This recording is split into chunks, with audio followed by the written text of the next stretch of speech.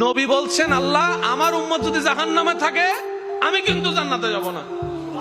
আল্লাহ বলছেন আপনি না গেলে তো জান্নাত উদ্বোধনই হবে না। এবারে মামলা কি দাঁড়ালো? আল্লাহ পাক বলে যে আমি তাহকামুল হাকিমিন নিজেকে বলেছি, বিচার না করলেও তো জিনিসটা সুন্দর হয় না। ও নবী একটা কাজ করেন, ওয়ালা সাউফা ইউতিকা রাব্বুকা ফাতারদা, আমি কাউকে বলি নাই, আপনাকে না বলেছি। আমার সাল্লাহ কাইল্লা রাহমাতাল লিল আলামিন কারো সম্পর্কে নাজিল করি নাই, আপনাকে দিয়েছি। ওয়ালাল আখিরাতু খায়রুল লাকা মিনাল উলা, কাউকে বলি নাই, আপনাকে বলেছি। আর আমি আল্লাহ ভালো করে জানি আপনি হচ্ছেন উম্মতের দরদি নবী। আপনি নিজের জন্য কাঁদেন নাই, সন্তানের জন্য কাঁদেন নাই, পরিবারের জন্য কাঁদেন নাই, নাতির জন্য কাঁদেন নাই, যত কেঁদেছেন জীবনে সবকিছু উম্মতের জন্য। এমনকি হাসরের ময়দানে যখন সর্বপ্রথম আমাদের নবীকে আল্লাহর হুকুমে তোলা হবে, আমাদের নবী উঠেই জিব্রাইল আলাইহিস সালামকে প্রথম প্রশ্ন করবে, ও আমার ভাই জিব্রাইল, আমার উম্মত গুলা কোথায়?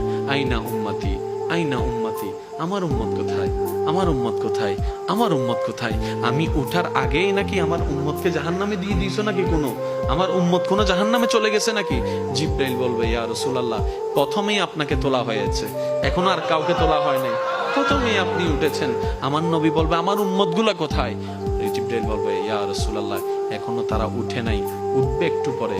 নবী দৌড়ায় চলে যাবে আল্লাহর রহমতের দরবারের দিকে।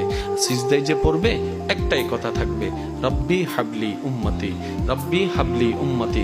একটু মনোযোগ চাইবো আমি আশিকদের, রব্বি হাবলি উম্মতি, ও আল্লাহ আমার উম্মত গুলাকে আমাকে দিয়ে দাও। তো উম্মতের লিস্টের ভিতরে তো আবু বকর সিদ্দিকের নামও আছে, উম্মতের লিস্টের ভিতরে তো ফারুকে আজমের নামও আছে, উম্মতের লিস্টের ভিতরে তো সাহাবায়ে কেরাম আজমাইনের নাম আছে, উম্মতের লিস্টের ভিতরে তো আহলে বাইতের নাম আছে, উম্মতের লিস্টের ভিতরে তো তাবি তবে তাবি আল্লাহর ওলিদের জান্নাতীদের নাম আছে।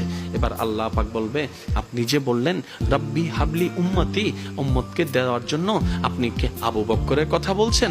নবী বলে যে না, আমার আবু বকরকে নিয়ে চিন্তা নাই, আমার ফারুককে নিয়ে চিন্তা নাই, আমার ওসমানকে নিয়ে চিন্তা নাই, আমার আলীকে নিয়ে চিন্তা নাই।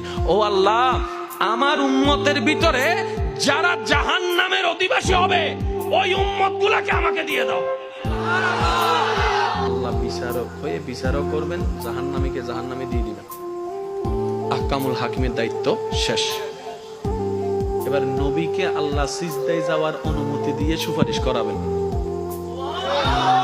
নবীর সুপারিশ কবুল করতে করতে নবীর উম্মতকে, আল্লাহর বান্দাদেরকে জাহান্নামী থেকে জান্নাতি করে দিবেন। জগৎ জিজ্ঞেস করবে, মওলা জাহান্নামী আবার জান্নাতি হয় কেমনে?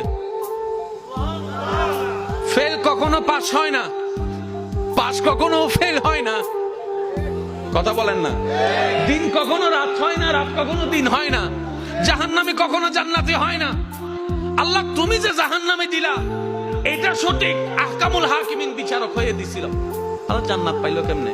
কয় তোরা কি পড়স নাই সূরা ফাতিহা 3 নম্বর লাইন, মালিক ইয়াউমিদ্দিন, আমি মালিকও, আমি বিচারকও, আমি মালিকও।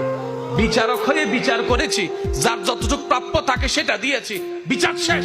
এবার মালিক হয়ে রহমানুর রহিম হয়ে দয়া করে জাহান্নামী থেকে জান্নাতি বানিয়ে দিয়েছি।